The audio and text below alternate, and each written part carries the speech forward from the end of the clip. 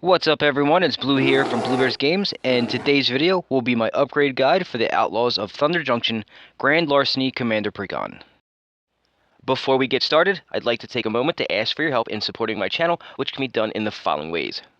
Subscribing to the channel, sharing any of my content on your socials, watching some of my many other videos, purchasing super thanks, purchasing channel memberships, purchasing decks that you may have seen on this channel directly from me on the Bluebears Games Facebook page, and/or visiting our sponsor at arcane-fortress.com and using discount code BlueBear at checkout if you decide to purchase any of their amazing gaming supplies from them. Anything that you do will help support my channel immensely, and I thank you for it. Now that that is out of the way, let's get to today's video. For my guides, I start by showing you the cards that I would recommend removing first, and then I show you the cards that I would add back in that I believe will help make the deck either more fun to play a little better, or best case scenario, both. I'll start this guide off by reminding you that in the unboxing, I had mentioned that I may remove the Ninja Kindred subtheme from the deck. However, after looking at the deck a little further, I realized that taking the ninjas out would do more harm than good. You see, I noticed that most of them had abilities that stole cards from opponents, so I decided that leaving them in would be more beneficial since the direction I'm taking for this guide is to hone in on the theft main theme. Yep, I want to make this be that deck, the one that gets groans from the group when I flop it on the table. So let's just get this going, and I'll start by showing you which cards I would take out first. I would remove Temple of Deceit, Temple of Mystery, Temple of Malady, Darksteel Ingot, Kodama's Reach, Thieving Varmint, Whirler Rogue, Diluvian Primordial, Void Attendant, Ukima Stalking Shadow, and Kaiser Ruthless Stalker. That's 11 cards in total that I would recommend removing, which isn't a lot, but it is enough to make some much needed improvements. By now you should know my disdain for the temples, and hopefully someone at Wizards heard my plea last week about how to fix that situation. The rest of the removals just didn't do much stealing, so they had to go in order for me to put other cards in that did. Which cards did I find that would help advance the theft theme? Well, let me show you. I'll begin by showing you 5 creatures that, you guessed it, steal things. The first creature is Tiny Bones the Pickpocket. Tiny Bones allows you to cast non-land permanents from a player's graveyard that it dealt combat damage to that turn. While it doesn't have any built-in evasion, Death Touch is sometimes enough to dissuade folks from blocking it. The second creature is Thada Adel Acquisitor. Thada can steal artifacts from any player's library that it's dealt combat damage to, which can lead to some really annoyed opponents if you start taking their mana rocks. Unlike Tiny Bones, Thada Adel does have built-in evasion if that opponent has islands out. If you think about it for a second, you'll realize that usually attacking the opponent that's playing blue could result in stealing some very tasty artifacts. The third creature is Night Veil Spectre. The Spectre allows you to exile cards from the top of a player's library that it's dealt combat damage to, and then cast them anytime that timing rules allow, as long as it's still in play. This also has built-in evasion in the form of flying, which is a more typical ability for evasion than what the previous 2 creatures had. The fourth creature is, of course, Gonti, Night Minister. You can't just have a theft deck helmed by a Gonti without all of them being present. This version of Gonti does the theft thing a little differently, as it allows other players to now join in on the fun, just not against you.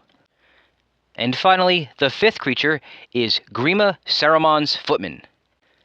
Grima helps advance both the theft theme and the ninja's sub-theme at the same time thanks to the ultimate evasion ability that's built into it.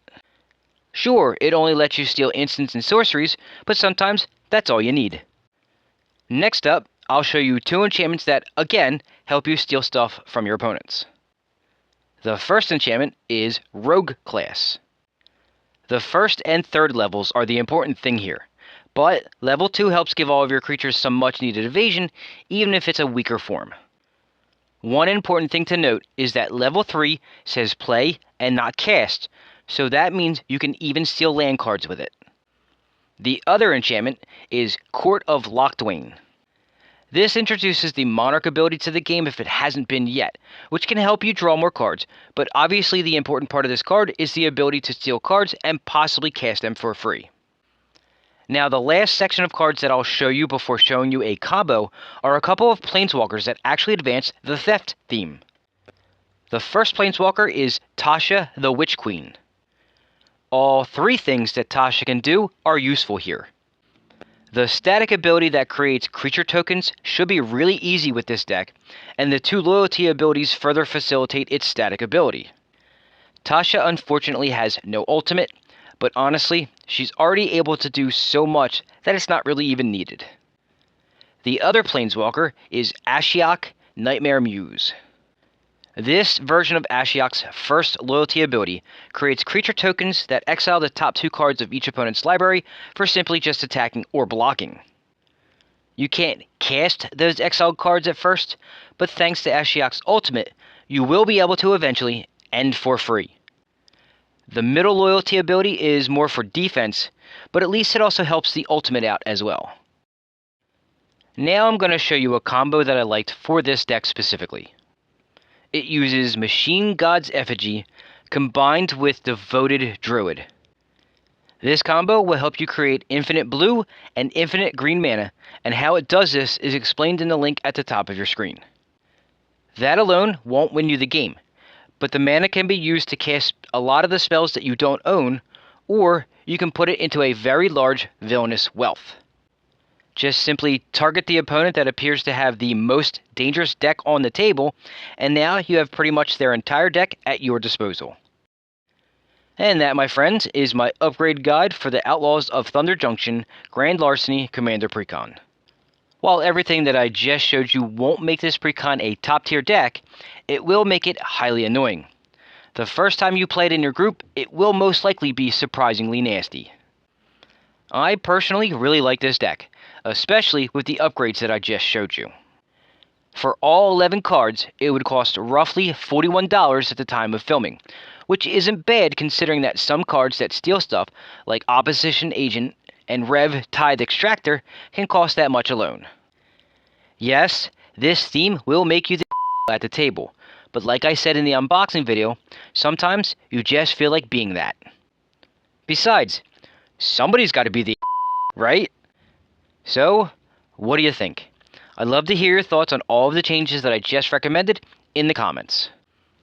Well, my friends, that's all I've got for you this week. Thanks for watching, and if you're looking for more Magic content to watch, please browse through my channel, because I'm sure you'll find more of my videos that you'll enjoy. Before you head off though, please smash that like button, and then subscribe to the channel if you haven't yet, so you can be notified when I release new content, which I do every Friday. Enjoy the rest of your day, and I'll see you all next week, where I'll be doing this all over again for the last Outlaws of Thunder Junction Precon.